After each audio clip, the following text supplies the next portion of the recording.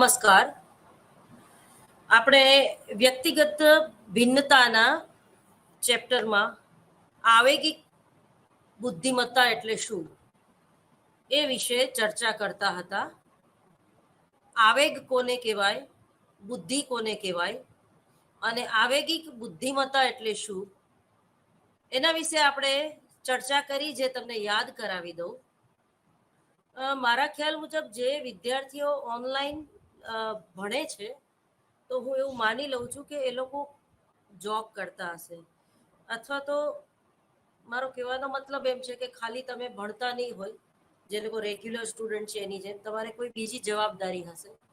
તો ખાસ કરીને જે લોકો નોકરી કરે છે એ લોકો માટે ઇમોશનલ ઇન્ટેલિજન્સી એટલે શું, આવેગિક બુદ્ધિમત્તા એટલે શું, એના વિશે ભણવું ખૂબ જરૂરી છે. આમ તો દરેક વ્યક્તિઓને જરૂરી છે, પણ ઘણીવાર એવું બને કે નાની ઉંમરે તમને તમારી ઉપર જવાબદારી વધારે આવી ગઈ હોય, તો એ જવાબદારી કઈ રીતે નિભાવવી એ તમે વ્યવસ્થિત શીખી જશો તો જીવન જીવવાની કલા તમને આવડી જશે. હવે આપણે વાત કરતા હતા આવેગિક બુદ્ધિમત્તાની. આવેગિક બુદ્ધિમત્તા કોને કહેવાય? તો એમાં આપણે જોઈ ગયા કે અપને ઓર દૂસરો કી ભાવના એટલે પોતાની લાગણી અને બીજાઓની લાગણી ઉપર નિયંત્રણ કેવી રીતે કરવું, એના એક વિશેષ ગુણ આપણામાં હોવો જોઈએ. દાખલા તરીકે હું લેક્ચર લઈ રહી છું અને મારી કોઈ ખાસ ફ્રેન્ડ એકદમ રૂમની અંદર આવે છે, તો એ જે નિયંત્રણ છે લેક્ચર લેતી વખતે એ મારે દાખવવું પડશે, એ મારે રાખવું પડશે. હું ઊભી થઈને એને હક નહીં કરી શકું. તો આ એક સામાન્ય ઉદાહરણ ઉપરથી તમે સમજી, નિયંત્રણ અહીંયા નેગેટિવ બાબતને ધ્યાનમાં રાખીને નથી. નિયંત્રણ રાખવું એટલે આપણે નિયંત્રણની સાથે એક આપણું માઇન્ડ સેટ છે કે નિયંત્રણ રાખવું એટલે કોઈને સોટી વાગે સમ ને વિદ્યા આવે રૂમ જોવું. તો અહીંયા આવું એવી અર્થ નથી થતો. પણ નિયંત્રણ તમે તમારી જાત ઉપર રાખો, તમે ક્યાં બેઠા છો, તમારું આજુબાજુનું વાતાવરણ શું છે, તમને કેટલા લોકો જોઈ રહ્યા છે, તો એ નિયંત્રણ રાખવું એ તમારો એક વિશેષ ગુણ છે. ટૂંકમાં એને સમાયોજન કહેવાય. બરોબર? દાખલા તરીકે તમારી બોડી લેંગ્વેજ. તમે ક્લાસમાં ભણાવતા હોય અને તમને ચાલતા ચાલતા ભણાવવાની ટેવ હોય, ઊભા ઊભા ભણાવવાની ટેવ હોય, તમને જરૂર પડે તો કોઈ છેલ્લી બેન્ચમાં બેઠેલો વિદ્યાર્થી તમારું ડ્રોઈંગ કરતો હોય અને તમને ખબર પડી જાય, તો તમે કંઈ પણ બોલ્યા વગર ત્યાં છેક છેલ્લી બેન્ચ સુધી આંટો મારી શકો. ઓનલાઈન લેક્ચરમાં એવું થતું નથી. ઘણા વિદ્યાર્થીઓ વોડાફોનમાં જોબ કરતા હોય તો બની શકે કે મારું લેક્ચર જોતા હોય અને જોબ પણ ચાલુ હોય, એની મજબૂરી છે. એ જ રીતે બીજી કોઈ જોબ કરતા હોય અથવા તો ઘરે જમતા જમતા મારું લેક્ચર જોતા હોય.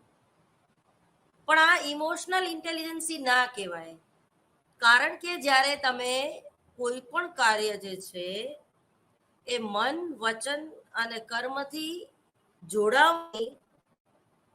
મારું લેક્ચર માત્ર સાંભળવાનું નથી હોતું, મારું લેક્ચર તમારે ખાલી મને જોવાનું નથી હોતું. મારા લેક્ચરમાં હું કયા કયા મુદ્દા બોલી, પાછળ સ્ક્રીન ઉપર શું આવી રહ્યું છે, એ બધું તમે ત્યારે જ કરી શકો જો તમારું મન છે એ આવેગિક બુદ્ધિમત્તા ટોપિક ચાલી રહ્યો છે અને એમાં સમજવામાં તમને અભિરુચિ હોય. અભિરુચિ હોય તો જ તમારી એ અભિયોગ્યતા ડેવલપ થાય. બરોબર? તો આ જે બધી બાબત છે એ નિયંત્રણ, ટૂંકમાં એ જે આપણા ગુણો છે, આપણી ખામીઓ છે અને આપણી ખૂબીઓ છે, ઘણીવાર એવું બને કે આપણે આપણી ખૂબીઓને પણ કંટ્રોલ કરવી પડે, કારણ કે એ ખૂબીની અત્યારે જરૂર નથી. બરોબર? તમને કોઈ વ્યક્તિ, તમારો મિત્ર આવ્યો છે, એને તમે એક લાડવો ખવડાવી દો, એને ડાયાબિટીસ હોય ને, ત્યાં સુધી વાંધો નહીં, પણ તમે આગ્રહ કરીને એને બિચારાને 2-3 ચૂરમાના લાડવા ખવડાવી દો તો એની હાલત શું થાય? તો એને ઇમોશનલ ઇન્ટેલિજન્સી ના કહેવાય, બરોબર? એટલે અને આવેગ છે એ ક્ષણિક છે. આવેગ કેવો છે? ક્ષણિક છે. પણ તમે જોજો, ક્ષણિક છે તો એ સમગ્ર ચેતાતંત્રની ક્ષુબ્ધ અવસ્થા એટલે આવેગ. એ ક્ષણિક છે છતાંય અંદર તમારા શરીર અને મનની અંદર એટલો બધો આમ ખળભળાટ મચાવી દે છે. તમે દાખલા તરીકે બીકના આવેગમાં હોય તો તમને પરસેવો છૂટી પડે છે. તમે પ્રેમના આવેગમાં હોય તો પણ તમે પરસેવે રેબઝેબ થઈ જાઓ. એ જ રીતે તમને એકદમ ભાવ લાગી જાય, તમે શિવમય સ્તોત્ર બોલતા હોય તો આંખમાં આંસુ આવી જાય. તો તમે ઈશ્વર આગળ કંઈક માગતા હોય તો એ આંસુ જે છે એ અલગ હોય છે. તો એમાં ક્ષમા યાચનાનો ભાવ હોય છે, એમાં કે ભાઈ મને આ આપી દે, આ આપી દે, આપી દે. એ પણ ઇમોશનલ ઇન્ટેલિજન્સી નથી. ખાલી ત્યાં જઈને શાંતિથી આંખ ખુલ્લી રાખીને, ઘણા લોકો તમે જો મંદિર જાય એટલે આંખ બંધ કરી દે. આંખ બંધ નથી કરવાની બાપા. 2 મિનિટ માટે બંધ કરો, પછી એને ધરીને જોઈ લો, અને પછી જેમ ગાય ખાઈને વાગોળે એવી રીતે એના સ્વરૂપને તમે વાગોળો, ઈશ્વરના એ મૂર્તિને તમે વાગોળો. પણ વાગોળી ક્યારે શકશો? તમે એને બરોબર જોઈ હશે તો. કોઈ પણ લેક્ચરને તમે જ્યારે ધ્યાનથી સાંભળો છો અને તમારી ઇમોશનલ ઇન્ટેલિજન્સી કેવી છે એના ઉપર આધાર રાખે છે. અને તમારા જે અનુભવો છે જીવનના, એની સાથે મારા વાક્યને, મારા નોલેજને કે તમારું જે કંઈ સિલેબસ છે એની સાથે તમે કનેક્ટ કરો છો, તો આને કહેવાય ઇમોશનલ ઇન્ટેલિજન્સી. વ્યક્તિત્વ અને ચારિત્ર માં શું ડિફરન્સ છે એની આપણે ચર્ચા કરી. પણ ઘણા લોકો વ્યક્તિત્વને ચારિત્ર સમજી બેસે છે, અને ચારિત્ર એટલે વ્યક્તિત્વ. એક સિક્કાની 2 બાજુ છે ખરું, પણ બંનેમાં બહુ ડિફરન્સ છે. તો આ જે ડિફરન્સ છે એ સમજવાની શક્તિ શું છે? તો કે ઇમોશનલ ઇન્ટેલિજન્સી. અને તમે બરોબર સમજી લેજો કે તમારી આઈક્યુ લેવલ ભલે 130 હોય કે 140 હોય, પણ જીવન જીવવાની કલામાં એ માત્ર તમને 20% જ ઉપયોગી થાય છે. દાખલા તરીકે તમારી આઈક્યુ લેવલ 120 કે 130 હોય તો તમારી યાદ શક્તિ સારી હોય એવું બને, તમને ધડાધડ યાદ રહી જતું હોય. આજનું આખું લેક્ચર મેડમ જે બોલ્યા એ બધું તમને યાદ રહી જતું હોય. તો યાદ રાખવું એ તમારી બુદ્ધિ છે, બુદ્ધિનો એક ભાગ છે યાદ શક્તિ એટલે શું. પરંતુ એ યાદ રાખેલી બાબતોને તમે જે તમારા અનુભવ સાથે કનેક્ટ કરો છો અને તમારી રીતે તમે એ ઉદાહરણ આપીને તમે સમજાવો છો, તો એ થઈ તમારી ઇમોશનલ ઇન્ટેલિજન્સી, એટલે કે આવેગિક બુદ્ધિમત્તા. તો તમે જો કે એવું બને કે કોઈ સંશોધક હોય ઈ એમ કે મારે તમારો આવેગ માપવો છે, તો હવે એને આવેગ આવે ક્યારે અને તમે માપો, એટલે એને તો પહેલા તો પ્રયોગશાળામાં એવી પરિસ્થિતિમાં મૂકવામાં આવે કે એને આવેગ આવે. પણ એને માપવું બહુ ડિફિકલ્ટ છે. આવેગને માપવો બહુ જ ડિફિકલ્ટ છે. શા માટે? કારણ કે ક્ષણિક છે, એટલે તમે સમજી શકો છો. મેન્ટલ હેલ્થ ઉપર મનોવિજ્ઞાનના વિદ્યાર્થીઓ 21મી સદીમાં, આજના સ્પર્ધાત્મક યુગમાં ખૂબ એના ઉપર લોકો પીએચડી કરે છે, સંશોધનો કરે છે. તો જે મેન્ટલ હેલ્થ છે એને સુધારી શકાય ખરી? તો એમાં પણ તમારે 2-3 તમે પ્રશ્નાવલી લો તો એમાં તમારે ઇમોશનલ ઇન્ટેલિજન્સીનો ઉપયોગ કરવો જ પડે. કારણ કે મેન્ટલ હેલ્થ ઉપર આપણી આવેગિક ક્ષમતાઓ ખૂબ જ અસર કરતી હોય છે. મેન્ટલ હેલ્થ ઉપર સમાયોજનની તમારી કક્ષા, સમાયોજન એટલે શું એની પણ આપણે ચર્ચા કરશું. પછી પ્રેરણા. તો પ્રેરણા જે છે એ વિધાયક બાબત છે.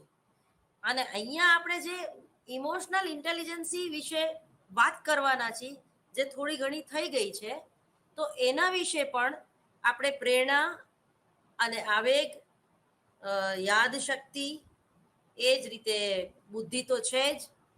તો ટૂંકમાં મારો કહેવાનો મતલબ એમ છે કે બુદ્ધિ છે એ તમને 20% કામ લાગે છે, પણ તમારામાં જો ઇમોશનલ ઇન્ટેલિજન્સી હશે, એટલે કે આવેગાત્મક સ્થિરતા, શ્રી કૃષ્ણએ ગીતાજીમાં આવેગિક સ્થિરતા એટલે શું એ અર્જુનને સમજાવ્યું છે, જેને કહેવાય કે સ્થિત પ્રજ્ઞતા.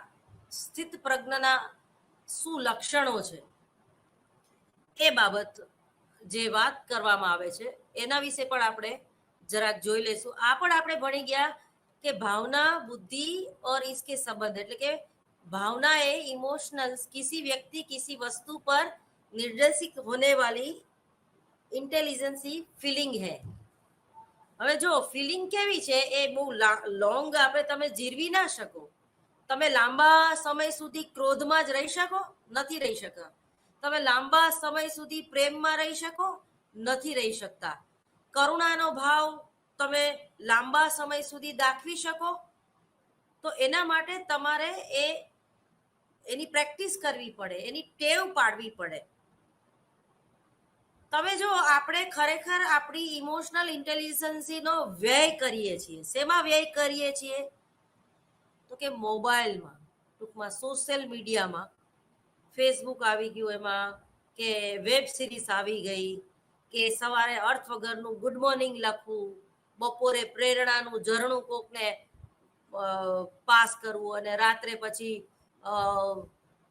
ટૂંકમાં કંઈક જુદા જ મેસેજ કરવા. એટલે તમે જુઓ કે એમાં તમે જે ટાઈમ વેસ્ટ કરો છો, તો એ બાબત છે એ તમારી ઇમોશનલ ઇન્ટેલિજન્સીને એ વસ્તુ ડિસ્ટર્બ કરે છે. ખરેખર તમારે ખરેખર મહિનામાં 8 દિવસ તમારી પાસે એવા હોવા જોઈએ કે તમે તમારો મોબાઈલ અમુક ટાઈમે સ્વિચ ઓફ જ હોય. લોકોને પણ તમે ટેવ પાડો કે ભાઈ નેહા રાવલ તો સવારે 12 વાગ્યા સુધી ક્યારેય વોટ્સએપ ઉપર હોતી નથી, અથવા તો 12 વાગ્યા પહેલા એનો ફોન ક્યારેય ઉપડશે નહીં. તો સ્વાભાવિક છે કે રાત્રે લોકો તમને કોન્ટેક્ટ કરી દેશે કે ભાઈ કાલ સવારે અમે આમ કરવાના છે. ટેવ પાડવાની વાત છે. સૌથી પહેલા તો તમારે પોતે સ્વસભાનતા, તમારે પોતાને ટેવ પાડવાની છે કે 12 વાગ્યા સુધી હું મોબાઈલ જ નહીં લઉં. કારણ કે અત્યારે વિડીયો ગેમથી માંડીને ઘણીવાર એવું બને કે કોઈ વ્યક્તિ તમને સોશિયલ મીડિયા ઉપર ખૂબ હસાવતી હોય, પણ એની પર્સનલ લાઈફમાં તમે જુઓ તો એ ખૂબ જ ડિસ્ટર્બ હોય. તમે ઘણીવાર એને તમારું રોલ મોડલ માની બેસતા હોય, તમારી પ્રેરણા તમે એને માની લેતા હોય. તો આ બાબત પણ ખોટી છે. સોશિયલ મીડિયા ઉપરથી તમે કોઈને જજ ના કરી શકો, અને તમે જજ કરો છો તો એ તમારી આવેગિક બુદ્ધિમત્તા એટલી સારી નથી. તો આ જે બધી બાબત છે એનું માપન કઈ રીતે કરવું? જો બહુ અઘરું છે. बुद्धि तो कि किसी व्यक्ति की तर्क संगत रूप से सोचने, उद्देश्य पूर्ण ढंग से कार्य करने और अपने पर्यावरण से प्रभावी ढंग से निपजने वाली क्षमता. शारीरिक वत्ता मानसिक बराबर જે કંઈ એનું ટોટલ આવે એને આપણે બુદ્ધિ કહીએ છીએ. અને આપણે ગયા લેક્ચરમાં જ ક્લિયર કરી દીધું છે, અને આમ તો તમને બધાને 9મા ધોરણથી ક્લિયર છે કે બુદ્ધિ એ વારસાગત તત્વ છે. હવે એવું ના બને કે તમારામાં બુદ્ધિ ના હોય તોય તમારામાં ઇમોશનલ ઇન્ટેલિજન્સી હોય. આવું ના બને, ક્યારેય ના બને. કારણ કે કુવામાં હોય તો જ અવેડામાં આવે. જેમ કે માતા પિતામાં બુદ્ધિ હોય તો જ સંતાનોમાં આવે, અને તમારામાં બુદ્ધિ હોય તો જ ઇમોશનલ ઇન્ટેલિજન્સી પણ તમારામાં હોય. પણ ઇમોશનલ ઇન્ટેલિજન્સીમાં તમે વધારો કરી શકો, જ્યારે બુદ્ધિમાં તમે વધારો કરી શકતા નથી. દાખલા તરીકે એકવાર તમને ડાયાબિટીસ થાય, ઘણા લોકો સોશિયલ મીડિયામાં એવો દાવો કરે છે કે ભાઈ ડાયાબિટીસ મટી જાય, પણ એ ખરેખર મટતું નથી, પણ તમારે હવે એને મેન્ટેન કરવાનું છે કે આનેથી વધારે તમને ડાયાબિટીસ ન થાય. એ જ રીતે જે લોકોને બીપી છે, હાઈ બીપી કે લો બીપી, તો એ બીપી ક્યારેય તમને મટશે નહીં. એ તમારે સવારે એક નાની એમથી ગોળી લેવી પડે છે તો એ લેવી જ પડશે, પણ એની જે સાઈડ ઇફેક્ટ છે એ ના આવે. તો એ બીપીમાં તમે શું કરશો? તો એ ઘણા બધા એવા જે નુસ્ખા છે એ તમે અપનાવી શકો. અને સાયકોલોજીસ્ટ તો એવું કહે છે કે જે લોકોને બીપી અને ડાયાબિટીસ છે, જે લોકોને બ્રેન સ્ટ્રોક આવે છે, તો એ લોકો ક્યાંક ને ક્યાંક આવેગિક રીતે ડિસ્ટર્બ છે. ક્યાંક ને ક્યાંક એ લોકો મનોભારથી પીડાય છે. ક્યાંક ને ક્યાંક એમના જીવનમાં એવા સંઘર્ષો છે જેનું સોલ્યુશન એ નથી કરી શકતા. હવે ઘણા લોકોને એવી પણ કુટેવ હોય છે કે એ લોકો ઓનલાઈન લેક્ચર જોઈ જ રાખે, મોટિવેશન. પણ ખરેખર મોટિવેશન એ બહારથી આવતું નથી. તમે 1 કલાકનું લેક્ચર કોઈનું સાંભળી લ્યો તો એની ટેકનિક શું છે માત્ર એટલું જ તમને સમજાશે. ઇમોશનલ ઇન્ટેલિજન્સી એટલે શું, એના પ્રકારો કયા કયા, તો એને તમે કેવી રીતે એપ્લાય કરી શકશો, એનું માત્ર નોલેજ જ મળે છે તમને. એ તમારે તમારા જીવનમાં તો તમારે ખુદને ઉતારવું પડશે. જેમ કે ખુદ કો કર બુલંદ ઇતના, खुद ही को कर बुलंद इतना कि हर तकदीर बनाने से पहले खुदा बंदे से पूछे बता तेरी रजा क्या है. મનોજ ખંડેરિયા એનું એનું એક વાક્ય યાદ આવે છે, એનો પણ આવો જ કંઈક મતલબ છે કે જો હું બે હાથ ફેલાવીને માગું, હું બે હાથ ફેલાવીને માગું તો તારી ખુદાઈ દૂર નથી, પણ હું માગું અને તું આપે એ મને મંજૂર નથી. એટલે આપણી પર્સનાલિટી જ એવી હોવી જોઈએ, આપણી ઇમોશનલ ઇન્ટેલિજન્સી જ એવી હોવી જોઈએ કે લોકો આપણી નોંધ લે.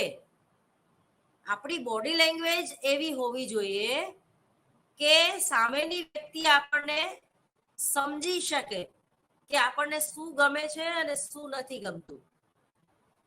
તો ઇમોશનલ ઇન્ટેલિજન્સીનું માપન કઈ રીતે કરવું, તો એમાં મુખ્યત્વે 3 બાબતો આપણને જોવા મળે છે. એની પહેલા હું થોડુંક જે આપણા સંશોધકો, ખાસ કરીને ઇમોશનલ ઇન્ટેલિજન્સી ઉપર સૌથી પહેલા એરિસ્ટોટલે કામ કર્યું. પણ એરિસ્ટોટલ એ એક બહુ સારા ફિલોસોફર હતા અને એને તત્વજ્ઞાન ઉપર વધારે કામ કર્યું છે. 1990માં ખાસ કરીને ગોલમેને ઇમોશનલ ઇન્ટેલિજન્સી વિશે ઘણી બધી વાતો કરી અને બહુ સારા પુસ્તકો પણ એમના છે અને એ વાંચવા બહુ જરૂરી છે.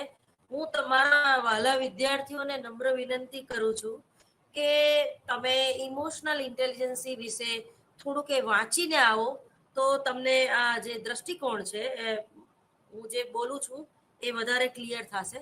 અને આ વાંચવું બહુ જરૂરી છે, કારણ કે સૌથી વધારે અઘરામાં અઘરો કોઈ સબ્જેક્ટ હોય માપન માટે, ખાસ કરીને આવેગિક બુદ્ધિ અંગેનું માપન કેવી રીતે કરવું.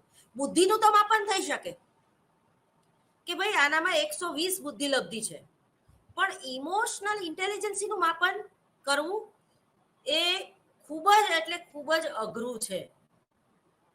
તમે કહો છો કે એક જેને કહીને આમ નહીં ને આમ કાન પકડાવવા પડે. આપણે કોઈને તમે સીધી રીતે કાન પકડવાનું કહે તો એનો ઈગો એને નડે છે, પણ તમે એને એવી પરિસ્થિતિમાં મૂકી દો કે એને કાન પકડવા જ પડે. તો આવી કંઈક બાબત જે છે એ માપનમાં છે. તો મનોવિજ્ઞાનના માપનના ક્ષેત્રમાં વિવિધ મનોવ્યાપારોના માપન માટે જુદા જુદા અભિગમો જોવા મળે છે. બુદ્ધિ, સર્જનાત્મક શક્તિ એટલે ક્રિએટિવિટી. જો જાહેરાતના મનોવિજ્ઞાનમાં ક્રિએટિવિટીની વાત આવે છે કે 30 સેકન્ડમાં તમારે નશાબંધી ઉપર કંઈક કેવું છે, તો એ 30 સેકન્ડમાં તમે કેવી રીતે બતાવશો? તો એ જે બતાવવાની આવડત છે જાહેરાતના મનોવિજ્ઞાનમાં, કે તમે આધામાં બધું સમજી જાઓ છો, કવિ શું કહેવા માંગે છે તરત જ તમને, તો એને કહેવાય ક્રિએટિવિટી, એને કહેવાય સર્જનાત્મકતા. ઘણીવાર આપણે તમે જુઓ કે વેસ્ટમાંથી બેસ્ટ બનાવે છે કોઈ ડ્રેસ ડિઝાઇનર. તો આ છે ઇમોશનલ ઇન્ટેલિજન્સી.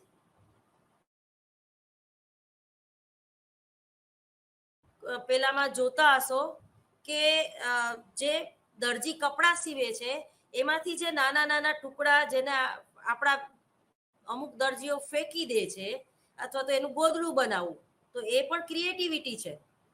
બરોબર, તમારા જૂની સાડી, જૂના પેન્ટ અથવા તો એ જે છે એનું સરસ મજાનું ઘરમાં ગોદડું બનાવી નાખવું. આપણા બાપ દાદા, આપણા દાદા દાદી એવું કરતા હતા. અને અત્યારે તો ફોરેન કન્ટ્રીમાં એક ફેશન છે કે આવા કટકાઓ ને સરસ રીતે જોઈન્ટ કરીને થીગડા, જેને આપણે થીગડું કહીએ છીએ અહીંયા, તો એ છે ઇમોશનલ ઇન્ટેલિજન્સી. થીગડું જેવું તમને લાગે નહીં. સરસ મજાનું તમે ડોરોમેનનું પેલું સ્ટીકર મૂકી દો ક્યાંક ફાટી ગયું હોય, એમાં તમારું પેન્ટ ફાટી ગયું છે તો તમે સ્ટીકર ચોંટાડી દો તો લોકોને એમ થાય કે આ કેટલી સરસ ફેશન છે. તો આને કહેવાય ઇમોશનલ ઇન્ટેલિજન્સી. ટૂંકમાં આને કહેવાય સર્જનાત્મકતા.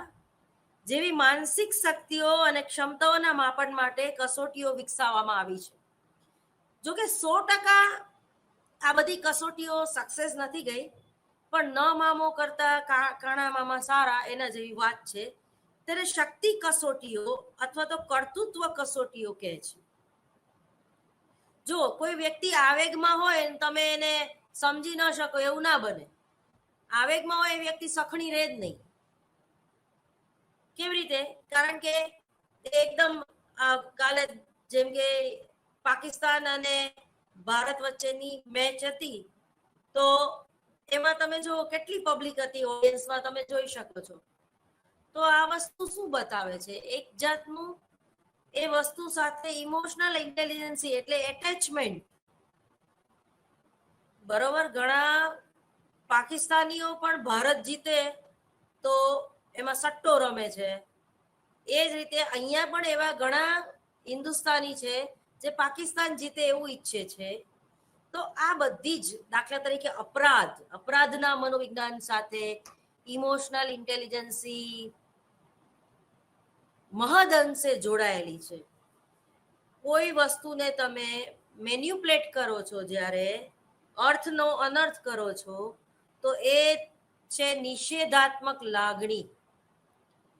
બરોબર, તમે કોઈ વ્યક્તિ તમને એપ્રિશિએટ કરતી હોય, કોઈ વ્યક્તિ તમારા સારા માટે તમને શિખામણ આપતી હોય, છતાંય તમને તો એ તમને તમારા દુશ્મન જેવી જ લાગે, તો એ છે તમારી નેગેટિવિટી, એના પ્રત્યેની નેગેટિવિટી. દાખલા તરીકે કોઈ શબ્દ પ્રત્યે તમને ઘૃણા હોય, દાખલા તરીકે સ્ટેપ મધર, તો તમે માની બેસો છો કે દરેક સ્ટેપ મધર હોય છે એટલે ઓરમાન માં એ ખરાબ હોય છે. પછી તમે કોઈ પણ ઓરમાન માને એ રીતે જ જોવો છો, તમારો દ્રષ્ટિકોણ જ એવો હોય છે. અથવા તો અમુક જ્ઞાતિ જે છે કે ભાઈ મુસલમાનને પીજીમાં અમે નથી રાખતા, બરોબર, તો અમુક એરિયા વાઇઝ તમે જુઓ છો કે જુહાપુરામાં મુસ્લિમો વધારે છે, અથવા તો કોઈ પણ ગામ તમે લઈ લ્યો ભારતનું, તો એમાં જે ગામ પૂરું થતું હશે અને ગામ શરૂ થતું હશે, ત્યાં મુસ્લિમની વસ્તી વધારે હશે. શા માટે? ક્યારેય તમે આવું વિચાર્યું? શા માટે? અને મુસ્લિમો સાથે એક વાક્ય બંધ બેસે છે, અથવા તો આપણે બધા હિન્દુઓ એવું માનીએ છીએ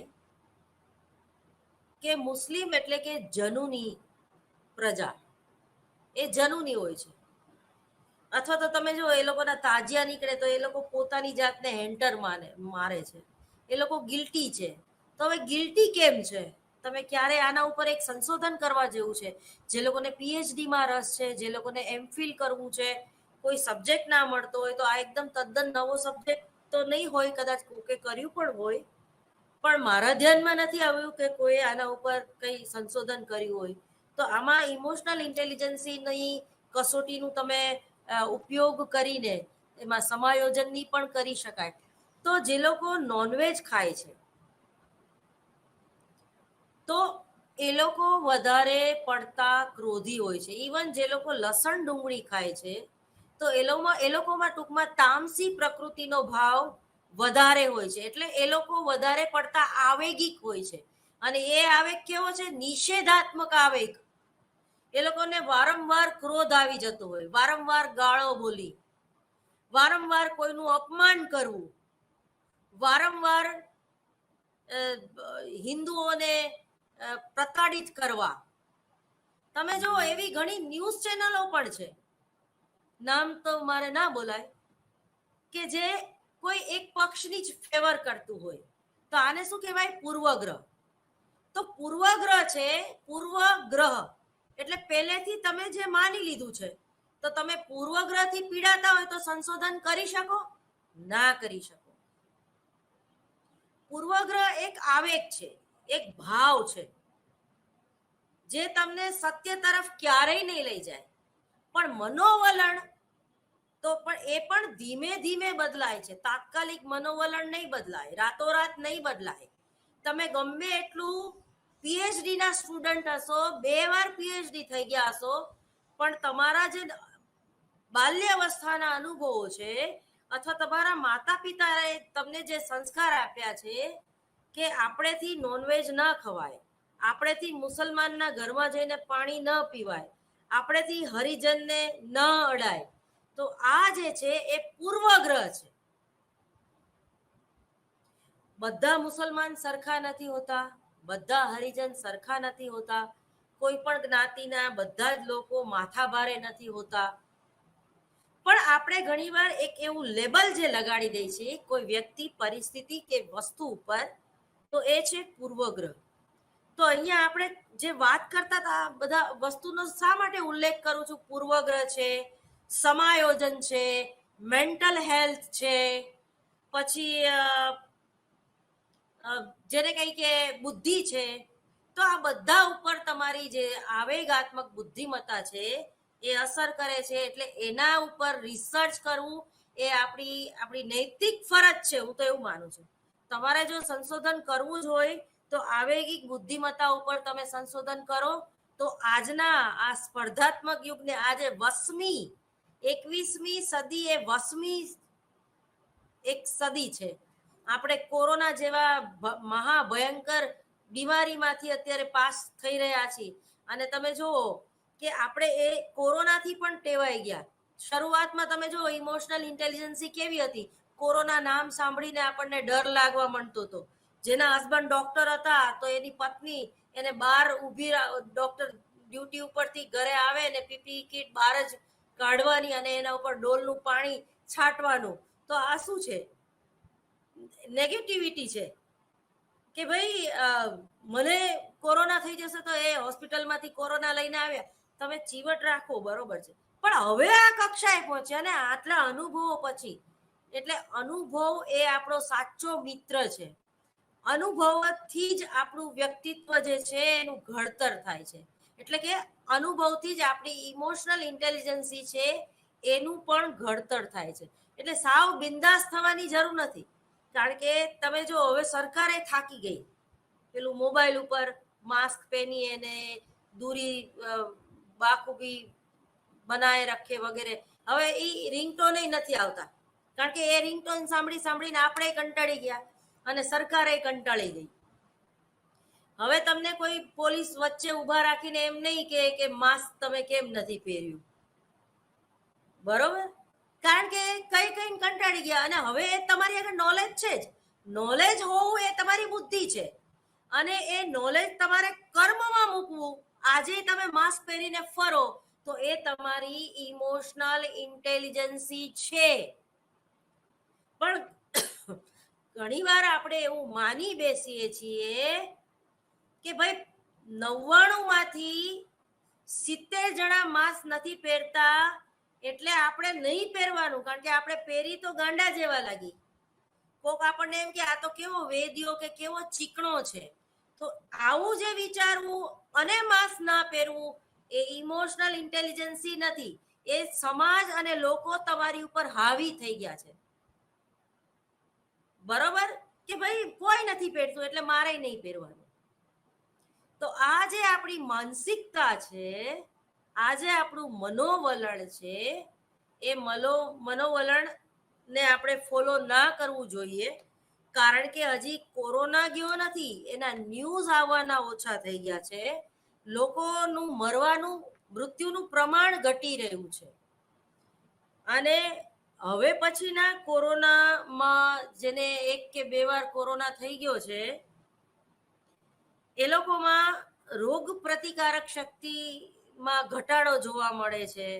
એટલે જેને કહીએ કે આપણો ઓલો મોબાઈલ બગડી ગયો હોય અથવા તો જૂનો થઈ ગયો હોય, 4-5 વર્ષ જૂનો હોય, તો એને દિવસમાં 2-3 વાર ચાર્જ કરવો પડે. તો માણસમાં કંઈક મેન્ટલ હેલ્થ અને ફિઝિકલ હેલ્થમાં આવું જ કંઈક થયું છે કે એ જલ્દીથી થાકી જાય છે, એને વીકનેસ આવી કે ગ્લુકોઝનો બાટલો ચડાવીને પાછું નોકરી કરવા જતું રહેવું. હવે આ બધી વસ્તુથી આપણે યુઝ ટુ થઈ ગયા છે અને થવું જ પડે. અને આપણી આગળ આપણું કલ્ચર છે, એટલે આપણે બીજા પશ્ચિમી દેશો કરતા આપણી ઇમોશનલ ઇન્ટેલિજન્સી છે ઘણી સારી છે, કારણ કે હજી આપણે સંયુક્ત કુટુંબથી રહેવા માટે ટેવાયેલા છીએ. હજી પણ આપણામાં સમાજ પ્રત્યેની એક વફાદારી છે, એક જવાબદારી છે. આપણામાં હજી ક્યાંય નૈતિકતા સાવ મરી પરવારી નથી. હજી પાડોશીને ઠીક ના હોય તો આપણે એનું કામ કરીએ છીએ, ઠીક ના હોય તો આપણે એને વાટકી વ્યવહાર આપણા હોય છે. તો આ જે છે એ તમારી ઇમોશનલ ઇન્ટેલિજન્સી છે. પાડોશી ધર્મ નિભાવીએ છીએ, જ્યારે ફોરેનમાં આ વસ્તુ નથી. તો આવી નાની નાની બાબતથી કોઈ વ્યક્તિને તમે માપી શકો છો. હવે હું થોડુંક આપણે સમજી લઈએ. બીજી તરફ આવેગિક બુદ્ધિના કેટલાક પ્રતિમાનો આવેગિક બુદ્ધિના કેટલાક ઘટકોને વ્યક્તિત્વના વિશેષ ગુણો તરીકે સમજાવે છે. ગોલમેને બાર ઓન વગેરેના પ્રતિમાનોના આના ઉદાહરણ ગણી શકાય. આ પ્રકારની વિભાવના ધરાવતા સંશોધકો આવેગિક બુદ્ધિમત્તા માપન માટે સામાન્યતઃ સ્વનિવેદનાત્મક પોતાની જાતને સજેશન આપવા, બરોબર, સવારે ઉઠીને હું તો કહું છું દરેકે પોતાની જે મોબાઈલની બેટરી ચાર્જ કરો છો એવી રીતે આજે આખો દિવસમાં પોતાની જાતને નિવેદન કે મારે શું કામ કરવાનું છે, મારી કઈ જવાબદારીઓ છે. નિવેદન આપવું એટલે તટસ્થ ભાવે પોતાની જાતને આદેશ આપવો, પણ આદેશમાં વિવેક બુદ્ધિ જાળવવી, કારણ કે તમે તમારા મન આગળ કઈ પણ વસ્તુ કમ્પલસરી નહીં કરાવી શકો. સવારે ઉઠતા વેત તમારા મમ્મીએ તમને કીધું હોય કે આજે શ્રાવણ મહિનાનો છેલ્લો સોમવાર છે એટલે તારે ઉપવાસ કરવાનો જ છે ફરજિયાત, તો આ નેગેટિવિટી થઈ, કારણ કે એમાં ફરજિયાત શબ્દ આવ્યો. પરંતુ તમારા મમ્મી તમને એવું કે બેટા જો તારે અનુકૂળ હોય તો આજે છેલ્લો સોમવાર તો રહેજે, શક્ય હોય તો આને કહેવાય ઇમોશનલ ઇન્ટેલિજન્સી. કઈ નહીં, તને શ્રાવણ મહિના ઉપર શ્રદ્ધા ના હોય તો કઈ નહીં, તને તારી મા ઉપર તો શ્રદ્ધા છે ને, તો પણ એનું ફળ તમને મળે છે. ઘણીવાર તમે જ્યોતિષમાં ના માનતા હોય, કોઈ ગ્રહમાં ના માનતા હોય, શનિની મહાદશામાં ના માનતા હોય, રાહુ તમને નડે છે એ બાબતમાં તમે ના માનતા હોય, પણ તમે તમારા મમ્મીને એમ કહો કે મમ્મી તું માનસ ને એટલે હું આ વિધિ કરાવવા તૈયાર છું, તો પણ તમને એનું ફળ મળે છે. કારણ કે એક જાતની ઓરા બંધાય છે પોઝિટિવિટીની. પણ શ્રદ્ધા વગર તમે કંઈ પણ કામ કરશો, 11,000 દાન કરી આવશો, તો પણ એનું ફળ તમને નહીં મળે. જેમ કે મેં છેલ્લા લેક્ચરમાં આપણે છેલ્લી 5 મિનિટ મેં તમને સરસ મજાની આસ્તિકની અને નાસ્તિકની વાર્તા કીધી હતી. એ જ વસ્તુ અહીંયા સમજીને કરો, વિરોધ કરો તો પણ સમજીને કરો. જો સમજણ વગરનું કંઈ પણ કરશો તો એ જે ઇમોશનલ ઇન્ટેલિજન્સી જે છે એનું તમને નોલેજ ટૂંકમાં નથી, અને તમે 100% ઇમોશનલ ઇન્ટેલિજન્સને ડેવલપ કરી શકો છો. એટલે જ આપણે આના ઉપર સંશોધન કરવાના છે અને એટલે જ આપણે ઇમોશનલ ઇન્ટેલિજન્સી વિશે આપણે ભણવાનું છે, બરોબર. તો આવેગિક બુદ્ધિ અંગેના માપનમાં પેલું છે શક્તિ માપન, બીજું છે સ્વનિવેદનાત્મક માપન અને ત્રીજું છે નિરીક્ષણ મૂલ્યાંકન માપન. જો હું તમને શું કહું કે એક્શન અને રિએક્શન સાથે જાય છે. જેમ કે હું જેટલા ઇફેક્ટિવલી બોલીશ તો એનો જવાબ પણ મને ઇફેક્ટિવલી મળશે, પણ હું સાવ માયકાંગલાની જેમ બોલીશ તો સામેની વ્યક્તિ એનેથી ડલ રીતે ટૂંકમાં બોલશે. એટલે એક્શન ઉપર આપણો કંટ્રોલ નથી, પણ એને રિએક્ટ કેવી રીતે કરવું એ તમારા હાથમાં છે. તમારા મમ્મી ગમે એટલા ગુસ્સામાં હોય, ન્યૂઝ ગમે એટલા નેગેટિવ આવતા હોય, પણ એમાંથી પોઝિટિવ વસ્તુ ક્યાં શોધવી એ તમારા હાથમાં છે. ટ્રાફિક રૂલ્સનો કોઈ નિયમ પાલન કરતું નથી, પણ એક જગ્યામાં તમે એકમાત્ર એક ટ્રાફિક પોલીસને જોવો છો કે જેનામાં પ્રમાણિકતા છે, જે બહુ એની ડ્યુટી જે છે એ બહુ સરસ રીતે નિભાવે છે અને લોકોની સાથે એક વર્તન પણ સારું કરે છે. જેમ કે મેં જોયું કે રક્ષાબંધન, જ્યારે રક્ષાબંધનનો દિવસ હતો તો ત્યારે દરેક જે પોલીસ છે એ લોકોએ એક નક્કી કર્યું હતું કે કોઈ પણ લેડીઝ હોય તો એ જ્યારે ટ્રાફિક રૂલ્સના નિયમનું પાલન ના કરે તો એને ઊભું રાખીને રાખડી એ પોતે આપે અને એમ કે ભાઈ તમે મને આ દોરો બાંધ્યો, આજથી હું તમારો ભાઈ છું અને તમારો ભાઈ કે એમ તો તમે કરશો ને. ઇનડાયરેક્ટલી, એટલે પ્રત્યક્ષ નહીં પણ પરોક્ષ સૂચન કે ભલે હું તો પોલીસ છું એટલે તમે મારું માનતા નથી, પણ તમે તમારા ભાઈનું તો માનશો ને. એટલે ઇનડાયરેક્ટલી, એટલે તમારું એક જાતનું એની સાથે એટેચમેન્ટ થઈ જાય છે કે ના યાર હું કમસે કમ હું એસજી હાઈવે ઉપર આવું ત્યારે તો મેં મારો સીટ બેલ્ટ બાંધેલો હશે.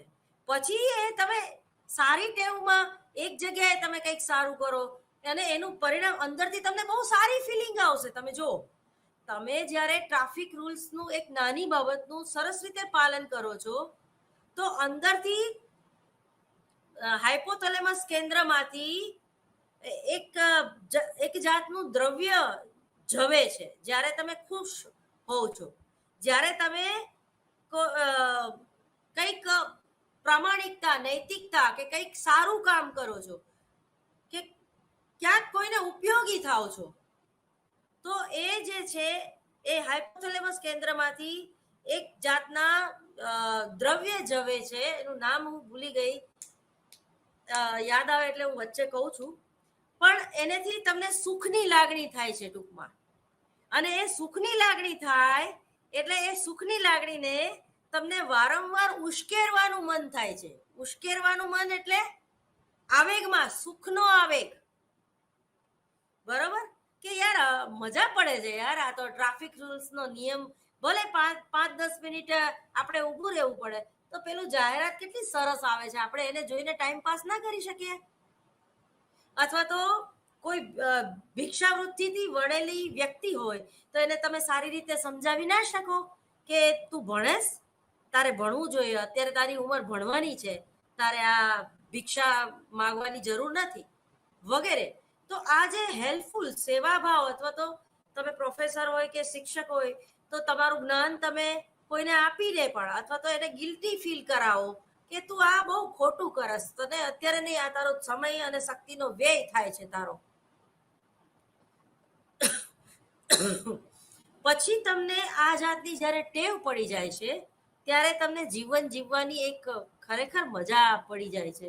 અહીંયા આપણે અટક્યા હતા ગયા લેક્ચરમાં ભાવાત્મક બુદ્ધિમત્તા કા ગોલમેન કા મોડલ, જેને આપણે 1990માં એમણે આપણને આ મોડલ આપેલું.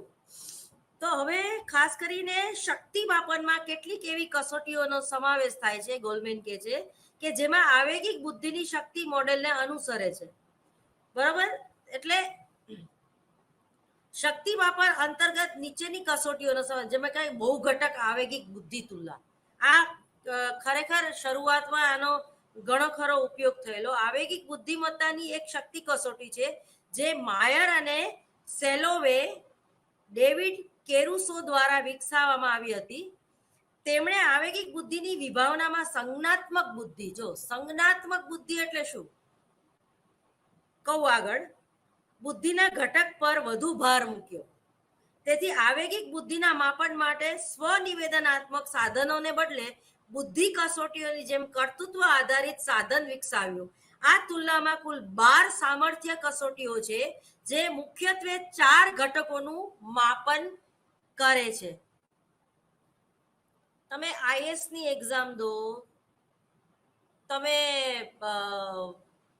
તમારે આઈજી બનવું હોય કે તમારે એલઆઈસી ના ઓફિસર બનવું હોય કે બેંકની એક્ઝામ દો, તો એમાં તમારી સંજ્ઞાત્મક બુદ્ધિ, તમારી યાંત્રિક બુદ્ધિ એનું ઘણીવાર માપન થતું હોય છે.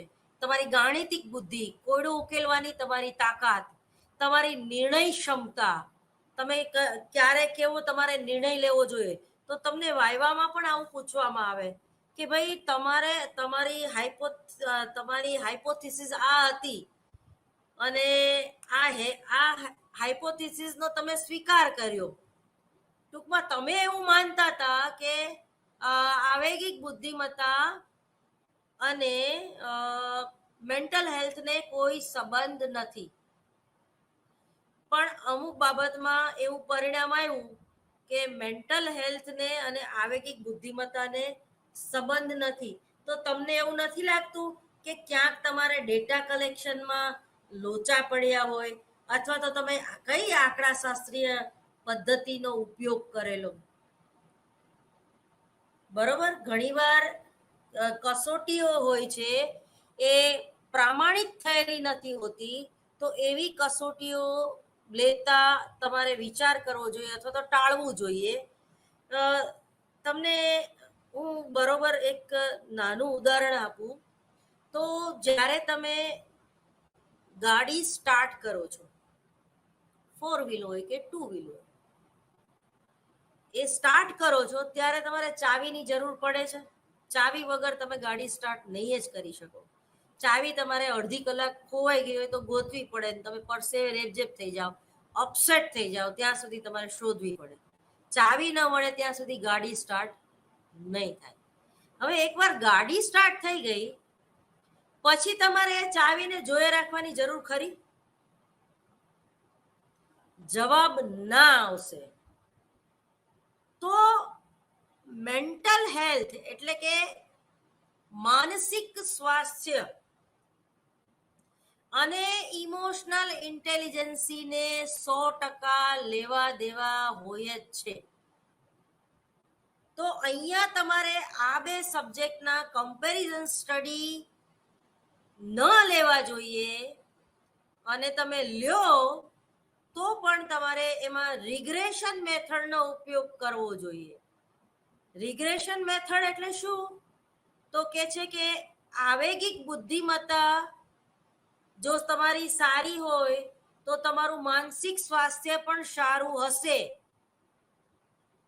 અથવા તો છે, અને જો તમારું માનસિક સ્વાસ્થ્ય સારું હોય તો તમારી ઇમોશનલ ઇન્ટેલિજન્સી પણ સારી હશે. પણ તમે બુદ્ધિથી થોડુંક વિચારો કે માનસિક સ્વાસ્થ્ય એટલે શું? તો તમારું શારીરિક સ્વાસ્થ્ય સારું હશે તો જ તમારું માનસિક સ્વાસ્થ્ય સારું હશે. દાખલા તરીકે આજે મને વાયરલ ઇન્ફેક્શન છે, હું બોલું છું તો થોડું થોડું મને મારું ગળું દુખે છે, મારું માથું ભારે ભારે છે, અને અત્યારે ઓલરેડી હું મેટાડસિન ખાઈને તમારી સામે લેક્ચર લેવા બેઠી છું. તો ફિઝિકલ હેલ્થ મારી સારી નથી અત્યારે, પણ મેન્ટલ હેલ્થ સારી છે.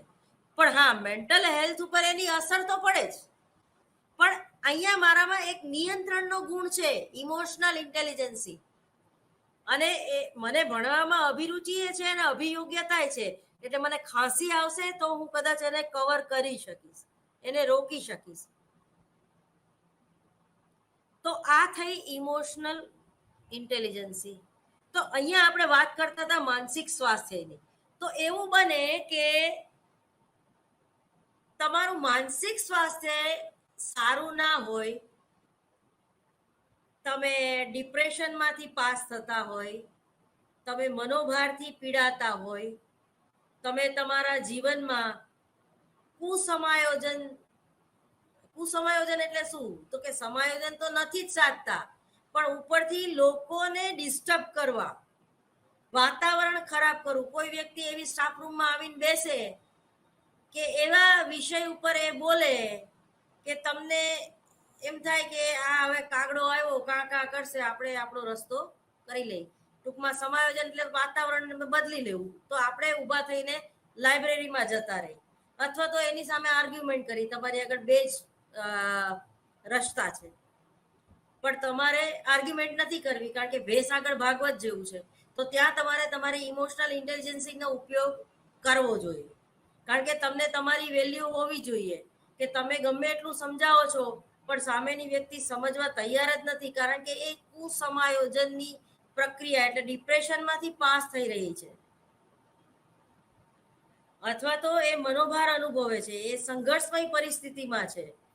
તો અને તમારે એની હારે બહુ કંઈ લાગે વળગે, તમારે નેગેટિવિટીથી દૂર રહેવું હોય, પણ હા, એક તમારી નૈતિક ફરજ છે કે તમને એના પ્રત્યે સહાનુભૂતિ હોવી જોઈએ. આ પણ એક ઇમોશનલ ઇન્ટેલિજન્સ. તમે એનું ખરાબ નથી ઈચ્છતા, પણ તમે મજબૂર છો એનેથી દૂર રહેવા માટે, કારણ કે અત્યારે ટૂંકમાં એની પરિસ્થિતિ સારી નથી કે સ્ટાફ રૂમમાં આવીને બરાડા પાડે, તો તમારે એની સામે બરાડા જ પાડવા.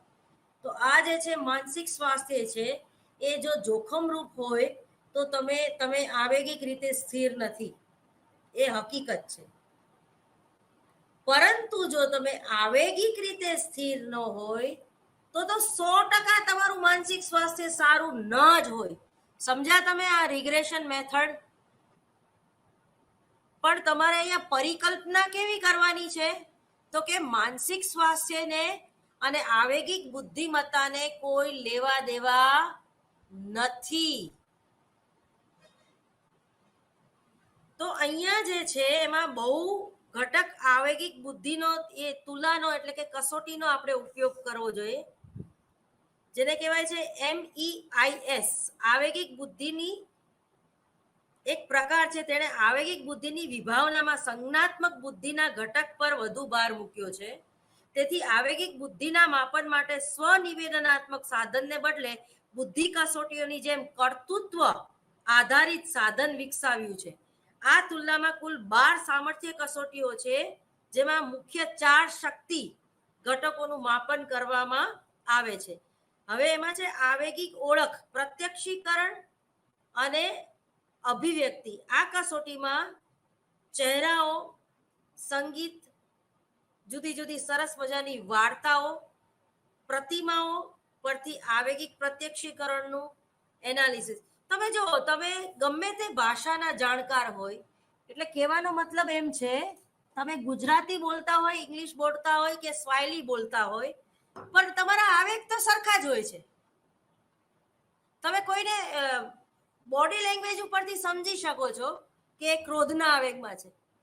તમે બોડી લેંગ્વેજ ઉપરથી એને સમજી શકો છો કે એને શરમ આવે છે, અથવા તો એ ગિલ્ટી ફીલ કરે છે, અથવા તો એને ઇન્ટરવ્યુ દેવામાં એક જાતની ક્ષોભ છે, એને ના પાડવાની નથી ગમતી, અથવા તો ઘણાને ના પાડવાની ટેવ જ ના હોય, એને તમે બિચારો બી એ ગમે એટલો લોસમાં હોય તમને હાશ પાડશે.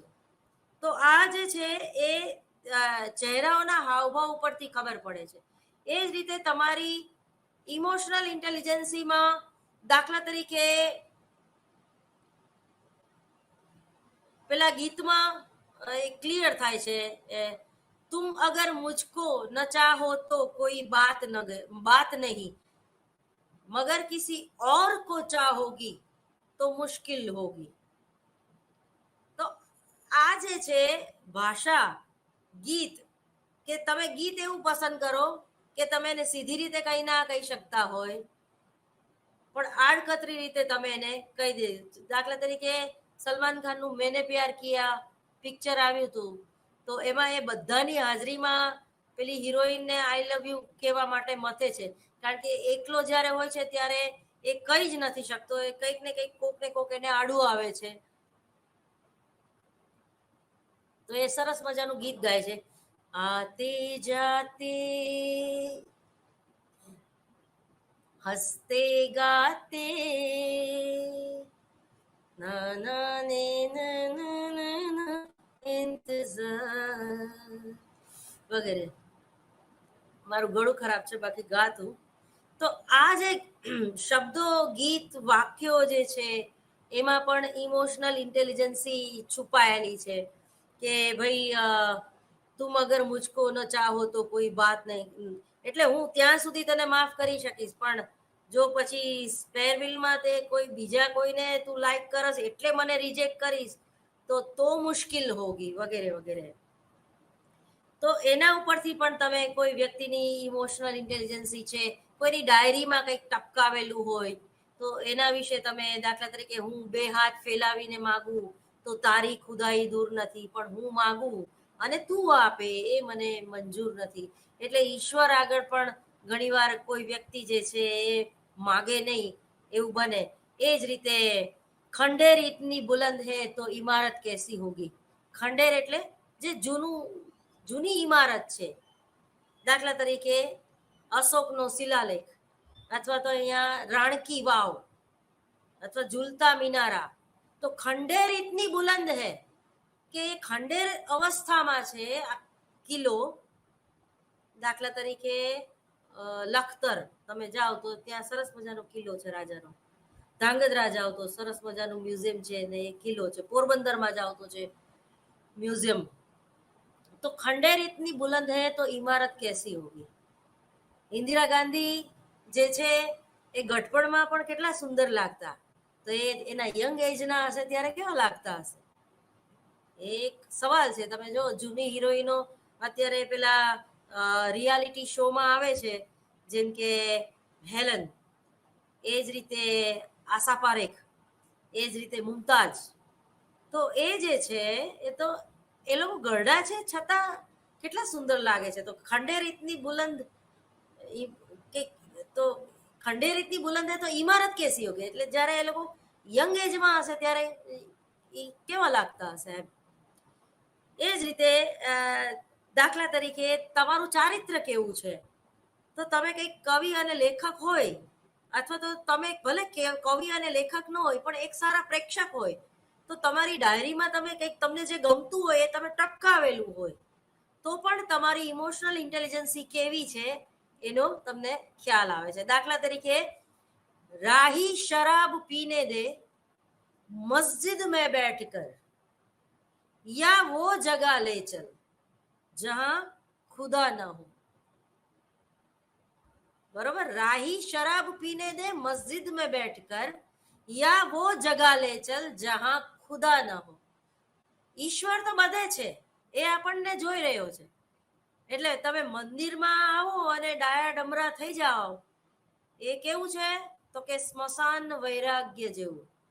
તમે સ્મશાનમાં કોઈને અગ્નિદાહ દેવા માટે આવો અને તમને એમ થાય કે યાર આ બધું તો ક્ષણિક છે, મેં શા માટે મારા ભાઈ ઉપર કેસ કર્યો, મેં શા માટે મારે મિલકત લેવા માટે મેં 5-6 વર્ષ બગાડ્યા, મારા ભાઈને મેં જેલમાં અત્યારે બેસાડી દીધો, અત્યારે એના રિમાન્ડ ચાલતા હશે, શું મારામાં એટલી પણ તાકાત નહોતી કે હું મારા લોહીને માફ કરી શકું. આ બધો જે છે એ સ્મશાન વૈરાગ્ય, ટૂંકમાં એ સ્મશાન પૂરતો જ હોય. જ્યાં સુધી તમે સાધુ સંતોની જમાતમાં એ લોકોને સાંભળો સરસ મજાનું પ્રવચન, દાખલા તરીકે શ્રાવણ મહિના પૂરતા જ શંકર ભગવાનને યાદ કરવાના, બાકી તો બિચારા ક્યાંય ગંધાતા હોય. હું મારી વાત કરું તો શ્રાવણ મહિનામાં હું મંદિરમાં જવાનું ટાળું છું, હું ઘરે પૂજા કરું. કારણ કે ગળદી હોય છે. ગળદીમાં તમે એકબીજાના કપડાં જોતા હોય છે, કોણે કેવી રીતે પૂજા કરી એ જોતા હોય છે, કેમ છો કેમ નહીં. હા, એ પણ એક જરૂરી છે, એ પણ ઇમોશનલ ઇન્ટેલિજન્સી માટે જરૂરી છે. તમે કેવી રીતે પૂજા કરો છો, સામેની વ્યક્તિ કેવી રીતે, તમારા ઉચ્ચાર શું છે. તો પણ ઘણીવાર એ વસ્તુને ટાળવી જોઈએ, કારણ કે ધક્કા મુક્કીમાં પૂજા તો થતી નથી, દેખાદેખી વધારે થાય છે. તો આ જે છે એ તમે જે બેલેન્સ કરો છો એને ઇમોશનલ ઇન્ટેલિજન્સી કહેવાય. હવે આવેગિક ઓળખ, પ્રત્યક્ષીકરણ, અભિવ્યક્તિ. જો પ્રત્યક્ષીકરણ એટલે શું, તો એક જ કહેવત બોલું એટલે તમને ક્લિયર થઈ જશે. આપણે પ્રત્યક્ષીકરણમાં સંગઠનના નિયમો જોઈ ગયા, બરોબર? તો 12મા ધોરણમાં જોઈ ગયા, પછી એફવાયમાં ભણી ગયા હશો, અને ન ભણ્યા હોય તો મહેરબાની કરીને જરાક જોઈ જાઓ. પ્રત્યક્ષીકરણ એટલે શું, સંવેદન એટલે શું, અભિવ્યક્તિ એટલે શું. સંવેદના અત્યારે આપણે ગુમાવતા જઈએ છીએ. કોકનો એક્સિડન્ટ થયો હોય, આપણે 2 મિનિટ માટે એના વિશે વિચારી નથી શકતા, કારણ કે ઓલરેડી આપણી પાસે એટલા બધા મગજમાં ટ્રાફિક જામ થઈ ગયો હોય છે વિચારોનો, કે યાર એક્સિડન્ટ થયું લાગે છે, હા યાર આ તો રોજનું થયું, જવા દે ને, સાઈડ કરી લીધી. એટલે ટૂંકમાં આપણે સંવેદના ગુમાવતા જઈએ છીએ. પેલા તો રસ્તામાં કૂતરું મરી જતું તો પણ આપણે એને ગામડામાં દાટવા જતા કે કૂતરું મરી ગયું ગામનું, અને અત્યારે તો માણસ જેવો કૂતરો અને કૂતરા જેવા માણસ. પેલી રોટલી આપણે ગાય અને કૂતરા માટે કાઢતા, એના બદલે 11 વાગે બેંકે પતિદેવને જવાનું હોય ને તમારે 12 વાગે તમારે જવાનું હોય, તો પેલી રોટલી ગાયની અને કૂતરાની, એટલે પેલી રોટલી એ પોતાના પતિને ખવડાવી દે એટલે બિચારો ગાય જેવો થઈ જાય. બીજી રોટલી પોતે ખાય, કારણ કે કરવાનો ટાઈમ નથી એટલે પોતે કૂતરા જેવી થઈ જાય. ટૂંકમાં આપણે સંવેદના ગુમાવતા જઈએ છીએ. હવે પ્રત્યક્ષીકરણ એટલે શું? જેવી દ્રષ્ટિ એવી સૃષ્ટિ. કમળો હોય એને પીળું જ દેખાય. તો સમજી ગયા હશો કે પ્રત્યક્ષીકરણ એટલે શું. જ્યારે એનું ચેપ્ટર આવે ત્યારે હું એને વ્યવસ્થિત ભણાવીશ. તો આ કસોટીમાં એટલે આવેગિક ઓળખ એટલે તમે ક્યાં બંધ બેસતા. દાખલા તરીકે આક્રમકતાની કક્ષા, તો કોઈની સામે ડોળા કાઢવા એ પણ આક્રમકતા છે, કોઈને ઝાપટ મારી એ પણ આક્રમકતા છે, અને કોઈને જેલમાં પૂરી દેવો એ પણ એ કક્ષામાં તફાવત છે. એ જ રીતે આવેગિક ઓળખમાં એની કક્ષા હોય છે. તો આવેગિક ઓળખ, પ્રત્યક્ષીકરણ અને અભિવ્યક્તિ આ કસોટીમાં ચહેરાઓ, સંગીત, દાખલા તરીકે વીર રસ પ્રધાન કાવ્ય શિવ તાંડવ નૃત્ય, તો એ વીર રસ પ્રધાન છે. અને રામ ભગવાને જે સ્તુતિ ગાય છે એ જે છે એમાં શરણાગતિનો ભાવ છે. નમામિ સમીસાણ નિર્વાણ રૂપમ વિભુમ વ્યાપકમ બ્રહ્મ વેદ સ્વરૂપમ. જો આ રાગ અને સંગીત જે છે એ તમારી સંવેદના જગાડે છે. દાખલા તરીકે કોઈ ડોક્ટર છે તો એ ઓપરેશન કરતી વખતે હંમેશા એક ધીમું મ્યુઝિક કે કોઈ પણ મંત્ર જે છે એ ચાલુ રાખે છે. ઘણી હોસ્પિટલમાં તમે જાશો તો એ ધીમું ધીમું મંત્ર ચાલુ જ હોય. ઘણાના ઘરમાં પણ આવો રિવાજ હોય છે.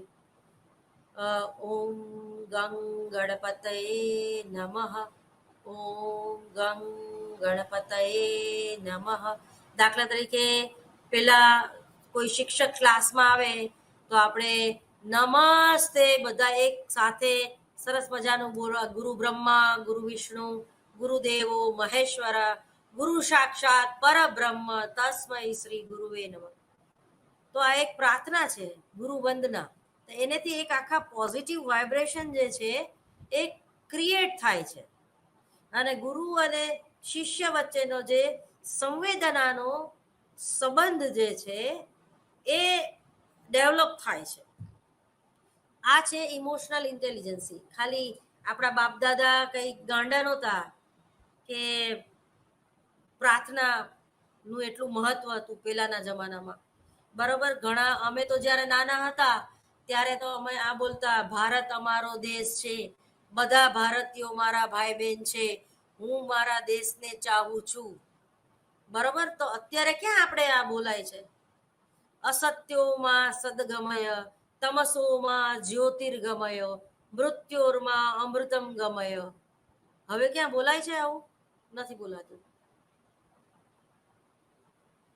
એક યાંત્રિકતા આવી ગઈ છે.